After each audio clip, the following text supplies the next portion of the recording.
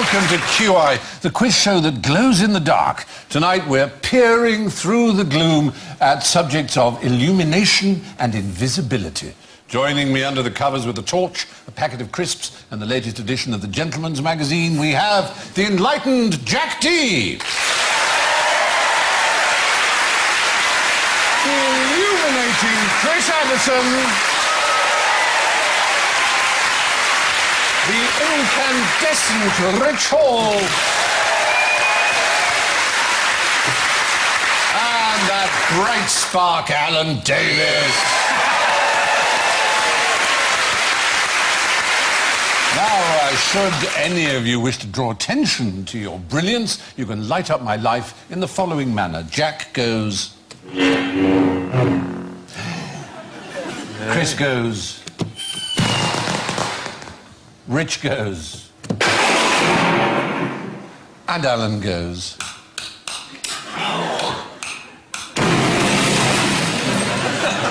Good. Now, each of you should have a set of cards. During the course of the game, I want you to see if you can find out what these international symbols stand for. You can decide for yourself. You can write underneath, on top, beside. They are all recognised international symbols for some very, truly real... That's Lady Gaga. You've already made your mind up. You've also got a question-marked little joker card. One of the questions I asked tonight has the answer, basically, nobody knows. And if you can guess which... Yes. Nobody knows. There you are. That caught you by surprise. Yes. If you can guess which question it is to which there is an answer that nobody knows, you'll get extra points. Now, in 1879, the Blackpool Illuminations began. They were visited by up to 100,000 people from all over Britain and were so bright that they were described as artificial sunshine. And my question simply is, how many lamps did they use? I love the idea that people of Blackpool consider this to be like sunshine. Oh, are you saying we don't know? We do know, I'm afraid. Oh, we know precisely how many they used. Oh, we did. Hang on, 1879? Yes. So this is before the invention of the bulb?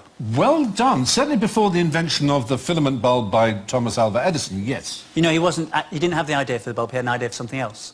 And they went, bing! Hey, that's very good. I'll do that instead. Yes. It is, isn't it? Yes, you're right. It wasn't light bulbs as we know them. They were carbon arc lamps, which such as were still used by the film industry right up until the 1980s. 100,000 people visited. My question remains, how many lamps did they use to draw that many people? 100,000. 12 lamps. Yeah, damn close. It's 8. Is it? Yes.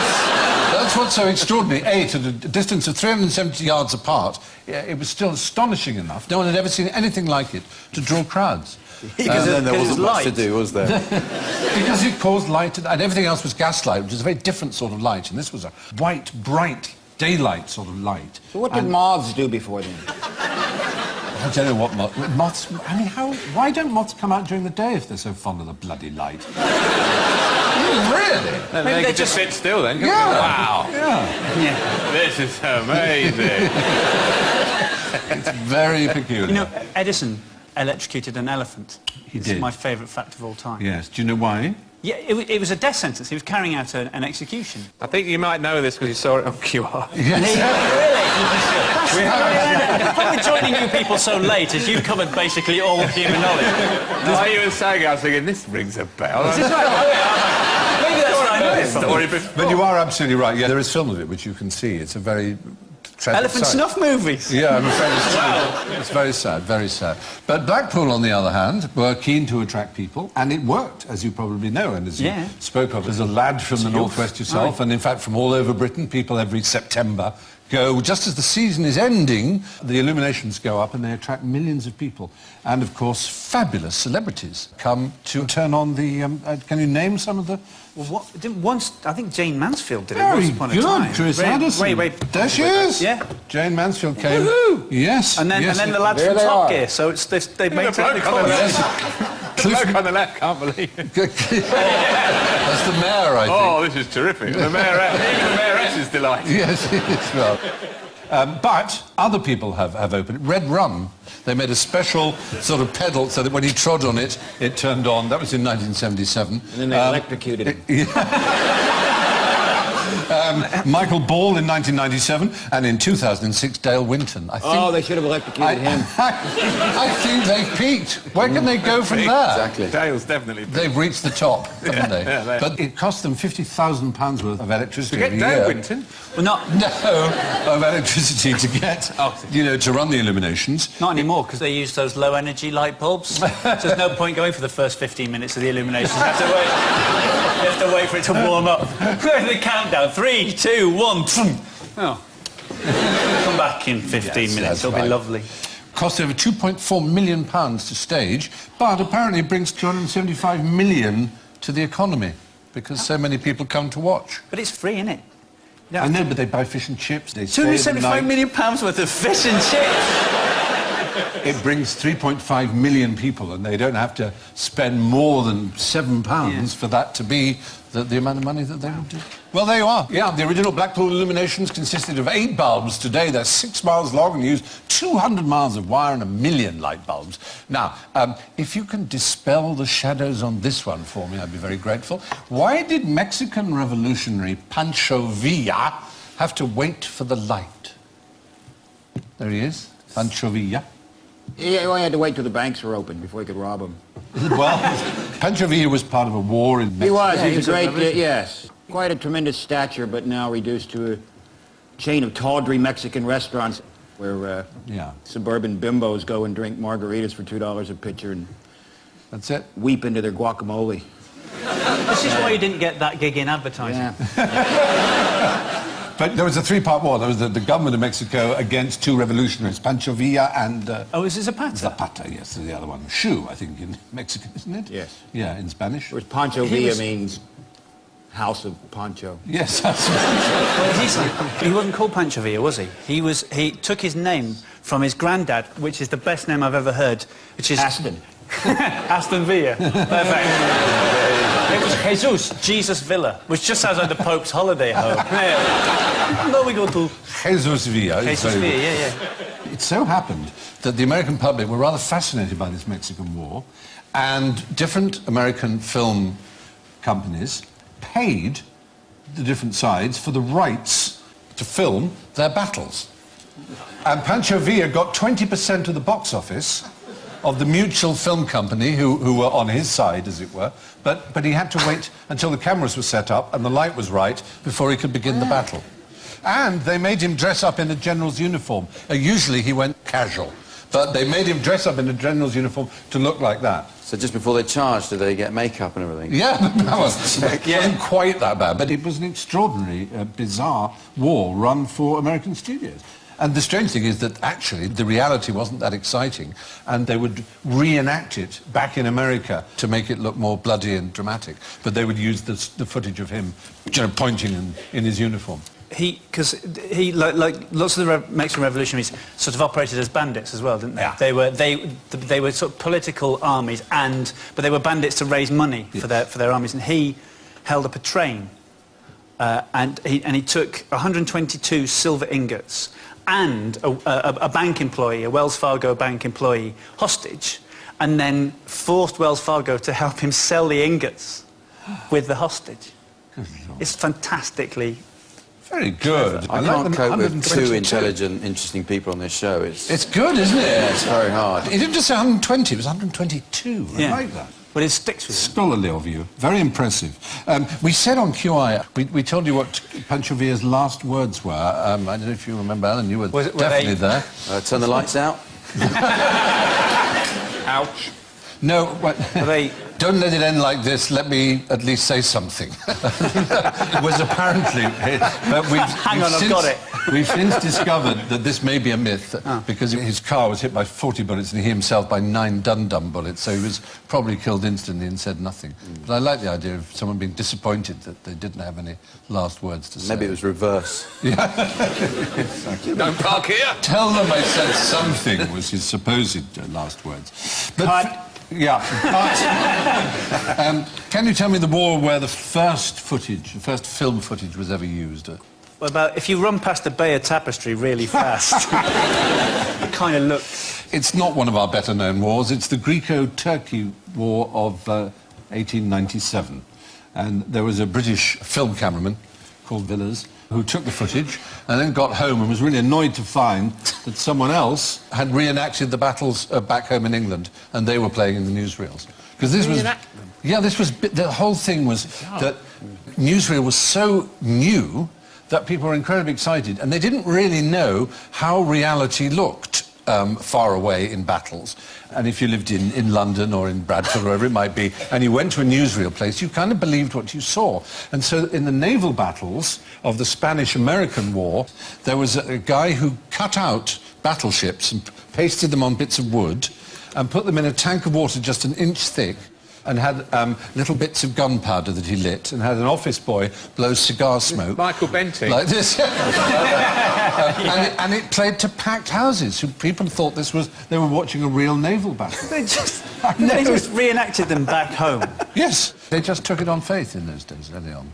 And to be fair, to some extent, even today, most journalists who work in war zones will tell you they kind of sex up their video footage. They do a lot of with the camera, just simply to catch our interest. I've often wondered, you know, people who report things like flower shows, whether they are just slightly cowardly war correspondents. They're working their way up, but they're just working with the gentle stuff first. Yes, like start with the azaleas. Yeah, something not too scary. They say that the number one rule of battle photographers is you always run toward the gunshot when everyone else is running away from it. Right. Which I think, you know, weeds out a lot of people right away. I'm going to shoot weddings. Yes.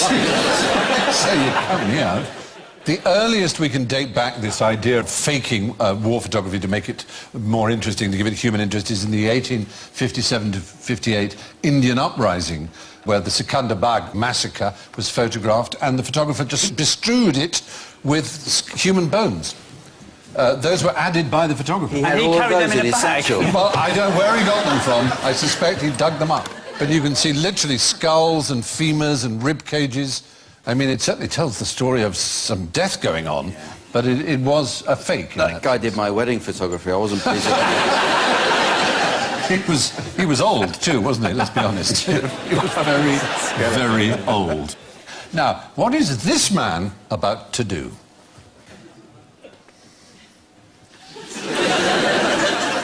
It's to do with our theme, one of our I words.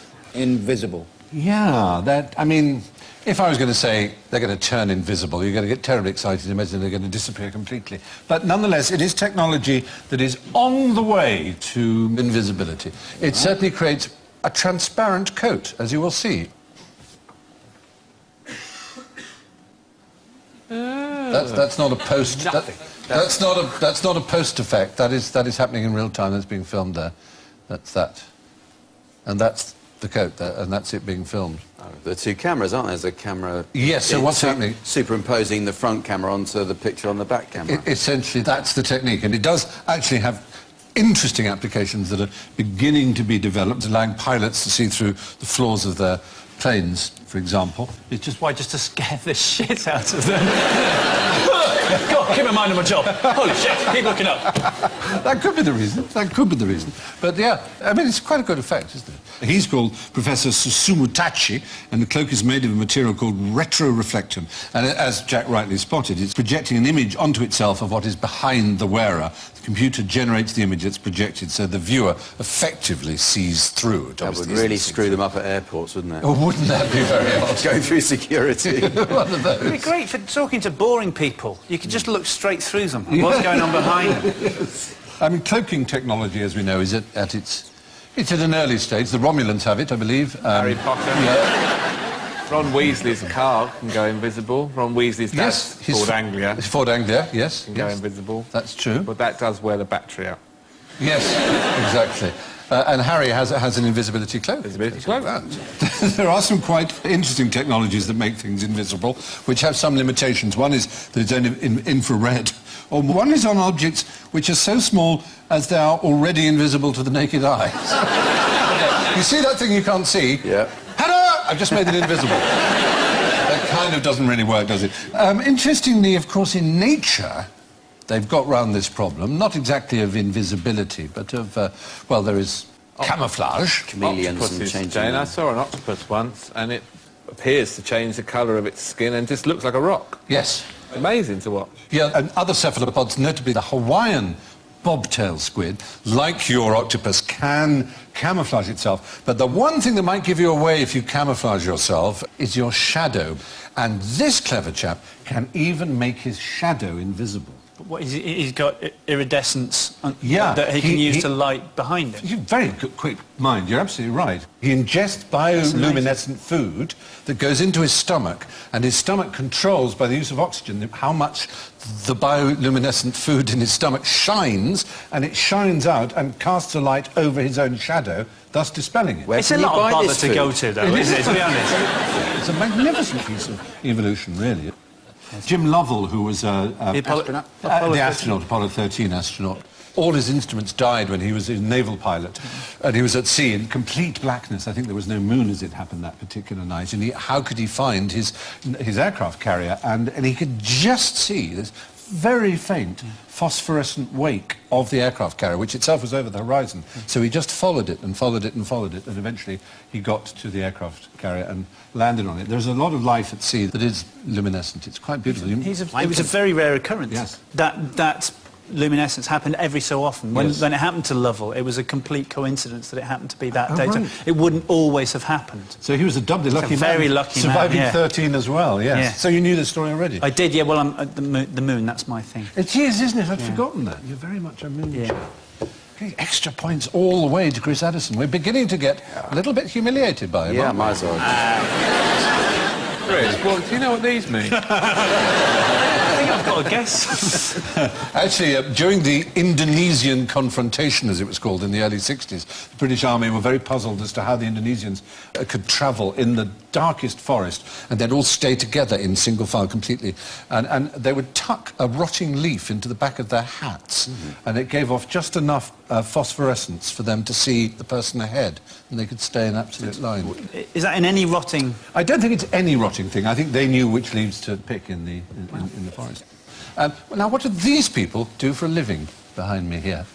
This thing's going to go off, isn't it? Ninja. Oh! Yeah, there you go. Are they not ninjas? No, they're not ninjas. The darkest clothes that ninjas have ever worn have been blue, possibly at night, but ninjas never wear black. The reason that ninjas... Why it's so slimming? I always thought ninjas might be fat, and that's why they... Yes, in order to look better. Yeah, is that better for me? No, it's a sort of odd thing, is that there is a tradition in kabuki theatre that if anything is black, you can't see it. So people can move furniture around and things like that. Because they're wearing black, they are stagehands. And then, as a rather wonderful surprise in kabuki, they might have a stagehand suddenly kill someone. And because there'd be a ninja, because the ninjas were the secret assassins. And so this association, this pop association appeared that ninjas wore black, but they never did.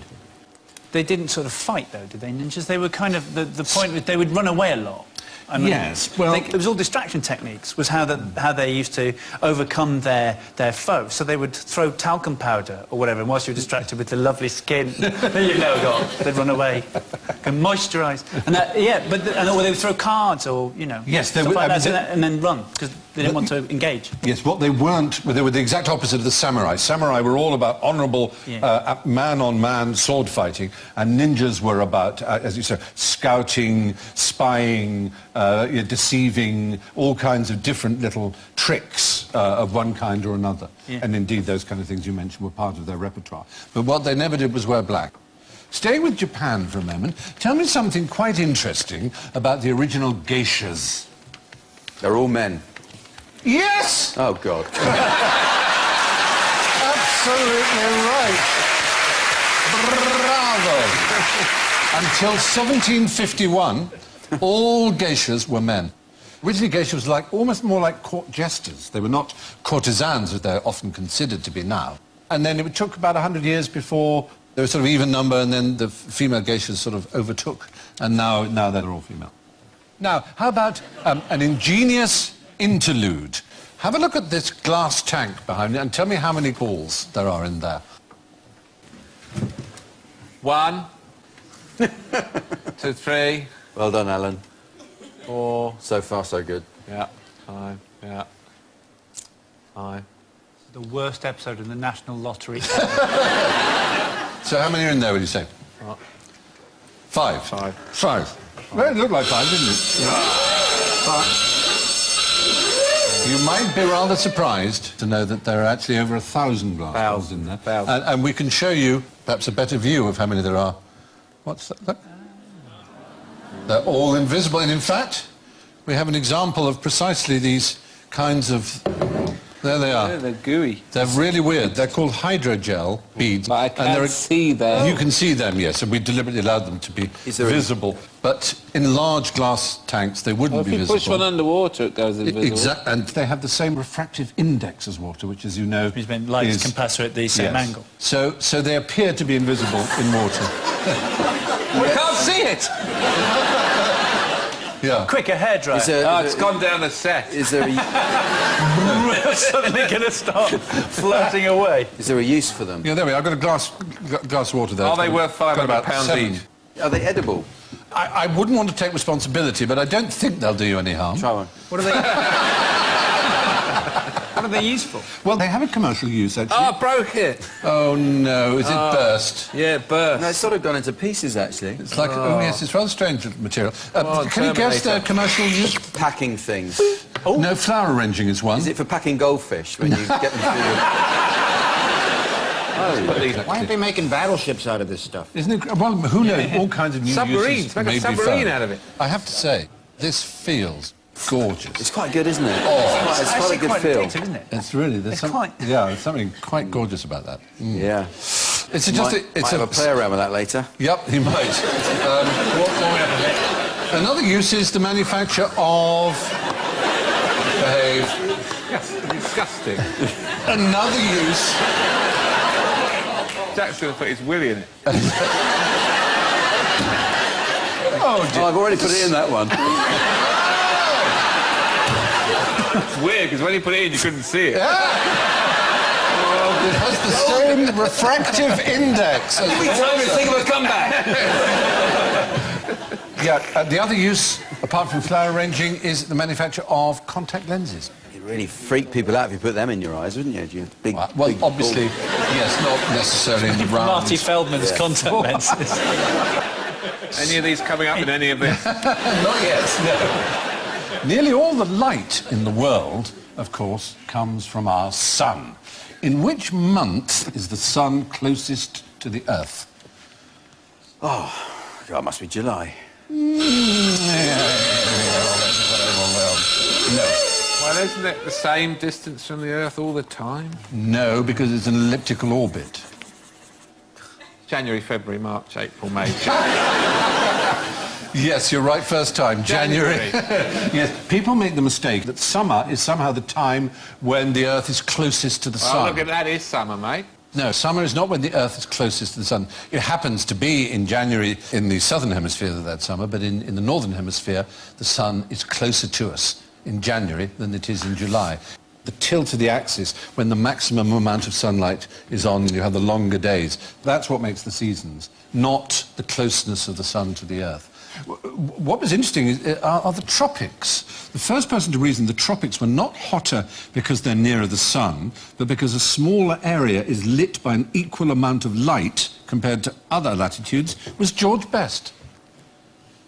It was absolutely true. It was George Best who worked that out. Oh, you've lost it now. You've completely lost it. You're going to have to hand this over to someone else. It was George Best who was killed 2 years later in a duel in 1584. Yeah. But he was an Elizabethan scientist. George Best. Just for a second, didn't you think that the Northern Irish hero might have worked?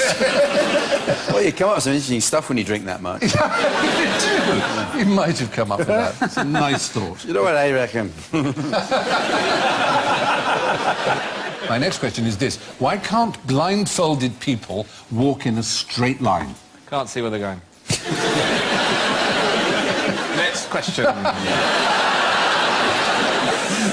Right, because... I'm afraid the chance has passed. The fact is, nobody knows. There you go. Although it is a recognised phenomenon and people have theories about it, nobody's really quite sure why it should be that one's ability to walk in an absolutely straight line is completely compromised. As you know, even in short distances, people don't just go off straight, they actually curve. It was first discovered by a fellow who saw it in amoebas and thought, I wonder if it's true of humans. Who's blindfolded amoebas? How do you do it? They're so How do you do such a thing? How do you do it? Come here, you bastard. He was... again. He was called Asa Schaefer. So he asked a friend of his, who was blindfolded, he instructed to walk in a straight line across a country field, and he plotted his friend's track, which was a clockwise spiral, until the man happened to stumble into a tree stump. But it was a complete spiral. And this is what people do. We've actually covered this before in QI, but more research is being done. Look, we have a little film of this actually happening. Someone made a cartoon of it. We didn't. Obviously, we don't have the budget. But this is what he told him to do. Walk in a straight line. Is that how he walks? Well, apparently. He was practicing to be a zombie. And this is exactly... And he was convinced he was going straight. The spiral went spiral, spiral, spiral, till he hit the stump. And that is how we will all do it. We will swear to ourselves, no, I'm going straight, I'm going straight, I'm going straight, I'm going straight. We'll hold our hands up in front of our heads as if that somehow helps. Yeah. And for some reason, we need a visual cue, like a mountain or the sun or something. But nobody knows why that should be. Could it be, and this is, I'm being quite serious. Yeah. Well, as you'll see, it's not funny what I'm about to say. Yeah. Could it be a preservation thing so that we have an inbuilt device that makes us go in a huge circle and we can't see where we're going, so you always get back to where you know where you are? That's a very interesting point. I think I've cracked it. That is quite a convincing idea. I like it. I mean, Can we make a bonfire, please? it's as convincing as anybody else's theorem. Further proof that the world is flat. Maybe that's what it is. Preservation device, stop you walking off the edge. Now what I want... let's try an experiment. I would like you all, and when I say all, I mean everyone, to close their eyes. So the audience included. Close your eyes, and all you have to do with your eyes closed is simply point northeast. What? Just point northeast. Northeast? Yes, in the northeast direction. Just point your hand in the northeast direction. Everyone do it. Everyone do it. OK. Right. Yep. I haven't moved. No, I'm not pointing. You were pointing down for some reason. Stretching my leg. It's actually just almost directly behind me. Closest was definitely Chris there. But, yeah. You're not going to tell me Chris gets points for that? No, I'm not. I suppose what's interesting is, unless you happen to belong to a very rare and unfortunately diminishing Aboriginal tribe in Australia, we just simply do not have an instinctive and automatic understanding of north and south wherever we are at whatever time. And it's linguistic. This particular tribe, in their language, they have no word for left and right. That from the earliest age, their children will be told, they say, oh, well, the salt's at your southeast elbow, and they'll just pick it there. And everything is in absolute relation to north and south. To them. There's nothing... Salt cellars. Well, whatever. Whatever. They may. The point is that they always know wherever they are, whether inside, outside, instantly, north, south, when it's dark or light, wherever it is, and they use in all senses of directions, including their own bodies. If you flew these people to the other hemisphere, would they think it was the other way, like water going down a plug? It's an interesting point. I don't know. They're called the Pomperor people, and their language is called Kuuk-Thaayorre. And unfortunately, it's a dying language, as so many of these Aboriginal languages are. I mean, around the world, over 100 languages a year become extinct. And, of course, our prepositions that we tend to use it in terms of space, we also tend to use in terms of time. And we have this idea that the future is forward. But the Amara Indians in South America think that the past is ahead and the future is behind. That must make bill paying a lot easier. No, it's just a different way of looking at things. They're thinking that the future there is behind, is the unknown. The future is there, we don't know what the future is, it's behind us. The point is, these things are stuck in our language so much, we assume they're natural and right. And so when we come across another culture that thinks in another way, it gives us great pause, because these aren't necessarily natural and right. They're just I still think metaphors. they are right. Do you? Yes, I do. OK. I won't be swayed. Fair enough. When they say back in the day, they mean something hasn't happened yet. Yes. How can you look forward to stuff if it's all behind you? They would find you just as weird, that's all I'm saying. You know, Now you're being rude. It's time to admit that I had a sip of water and then I did swallow one of those. You won't see it when it comes out. Now, what happened when Colonel William Rankin got stuck for 30 minutes in one of these? Oh, it was a puzzle and he had to try and solve it. Is that what it was? You haven't got one of those, I think, but that is an example of... You've got international symbols. Is it a diving bell? It's not a diving bell. It is an international... An expired parking meter. Any other Kaiser's thoughts? An helmet. igloo with a loft conversion. These are all good answers. When I say it's the tallest structure that we know on the planet? Man-made? No. Is it beneath the ocean, No. this tall structure? No. It's in the other direction. It's in the sky. Yes. A cloud. Yes. It's a particular kind of cloud. It's... That kind of a cloud that was its symbol. A fluffy cloud. It's a cumulonimbus, kind of anvil-shaped. He was stuck in there for half an hour? He was stuck in there for half an hour, yes. He was a US pilot, and he ejected. So he'd opened his chute then? He opened his chute, but it was a half an hour inside this thing, being buffeted about. So how tall was the pole that Simon was on?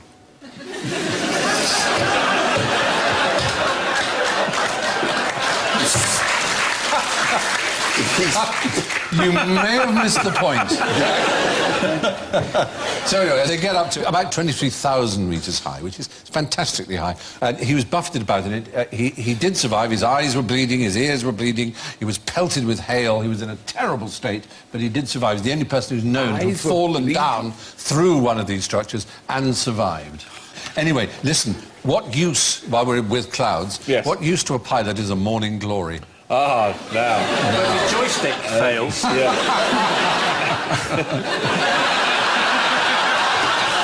Oh dear, he's smiling, isn't he? It's the co-pilot's joystick. Maybe that's why they always sound so relaxed. Morning, ladies and gentlemen. Welcome on board. Well, aside from the possibility of what a something morning to do glory... with the sunlight coming over the horizon or something. Well, no, it's an annual event that takes place in northern Queensland, Australia, called the Morning Glory, and it's a remarkable cloud system. It's really amazing. We've got a picture of it. It can be up to 600 miles long. It's as long as, well, the United Kingdom. Wow. Look at that. There. And it's over Burketown, which has a population of 178 people. But lots of people come, and the reason they come is apparently if you're a glider, a gliding pilot, you get the ride of your life. It can go at 35 miles an hour, this cloud, zooms, and inside it, apparently it's the most exciting thing that you can experience. And you bump into a bloke with a parachute. Get off! Eyes are bleeding. Can you see the sign?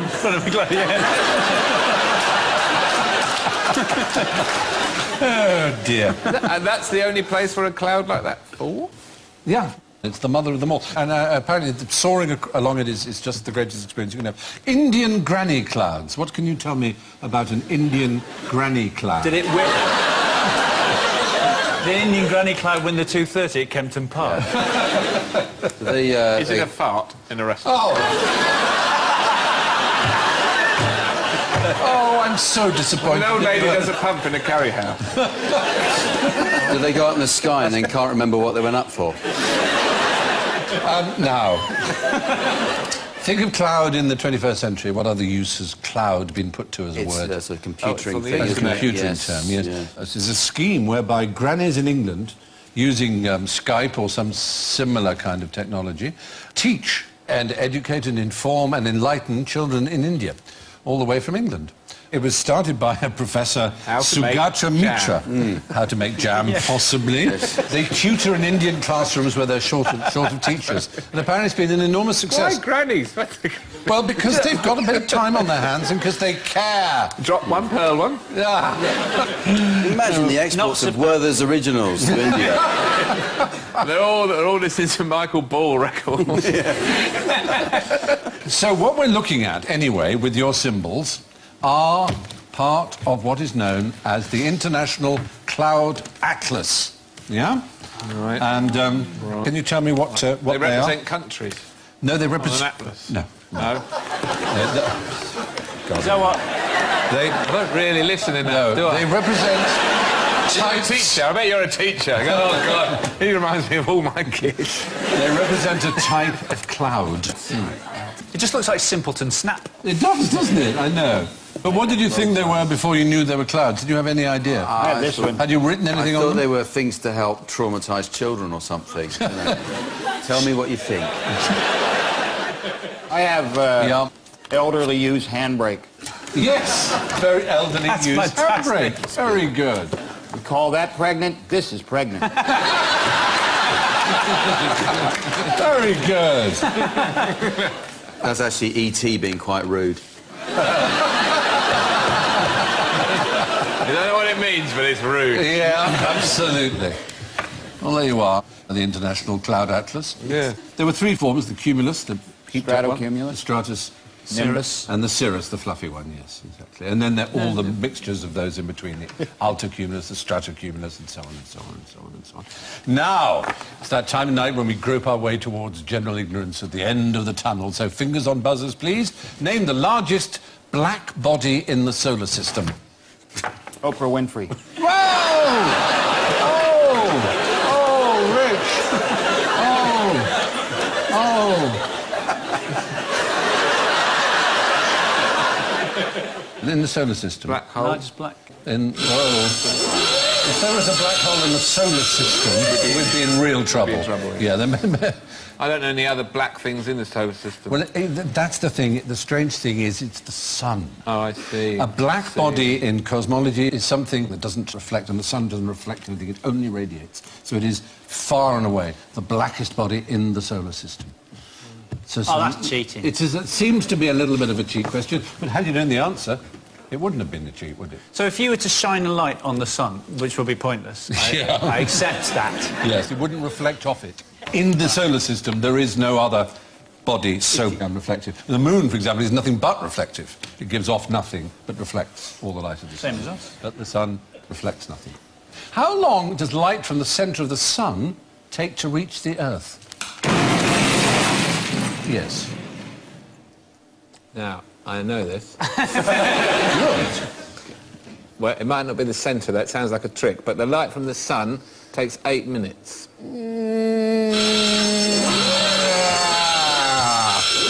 Oh, dear.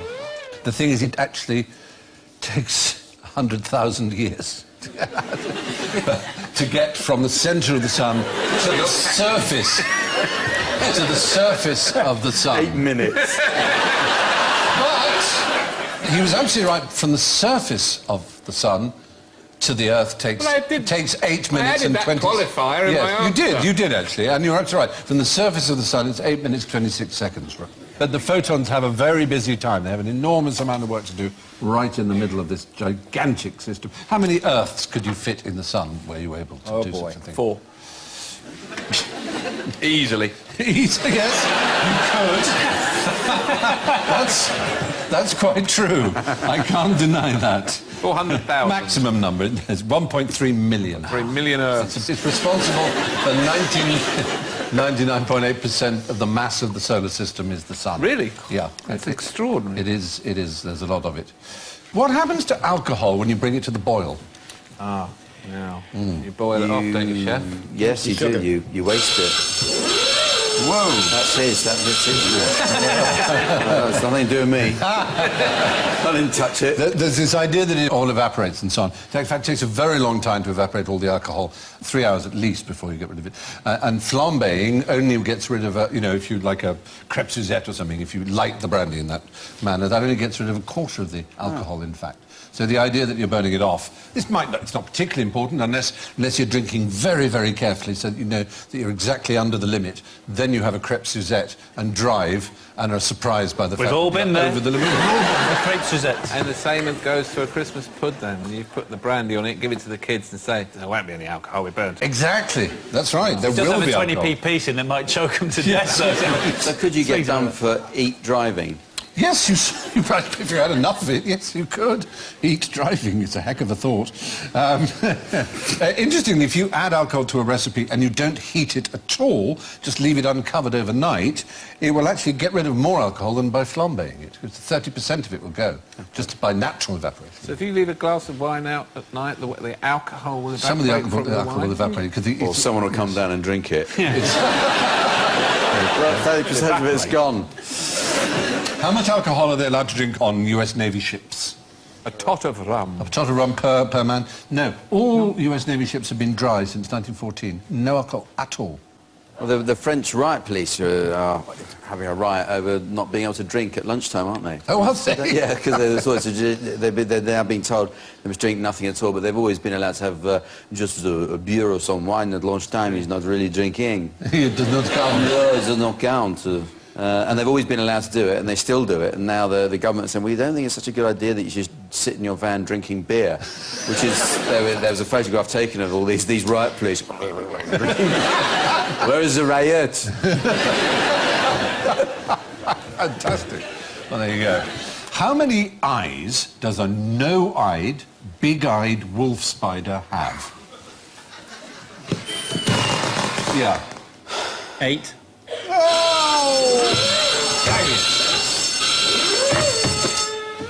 None. Yes! It's after all a no-eyed... No-eyed, big-eyed wolf spider. But all big-eyed wolf spiders do have 8 eyes, except the no-eyed big-eyed wolf spider, which is a member of I feel genuinely really stupid because you actually gave me the answer in the question. I did, really. It's the worst one to have got wrong in many respects. But the reason is it's a member of the same order of 8-eyed spiders, but it's evolved to live in a cave where there is no light, and so it has lost all its eyes. There it is, rather grim-looking creature. These are in Kauai, in Hawaii. Kauai. Yeah, Kauai, and they're getting very, very rare. But there you are. Little things have no eyes at all. But they can walk in a straight line now. And so, from the colliginous shadows of general ignorance, we emerge into the unforgiving light of the scores. And my goodness me, aren't they interesting? Well, tonight's indisputable Illuminatus with 3 whole points is Rich Hall! Oh! Burning brightly in second place with -1, Jack D! Oh.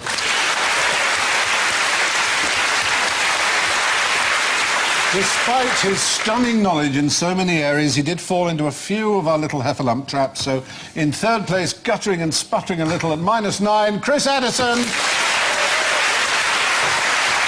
But cast forever into outer darkness with -45 is Alan Davis.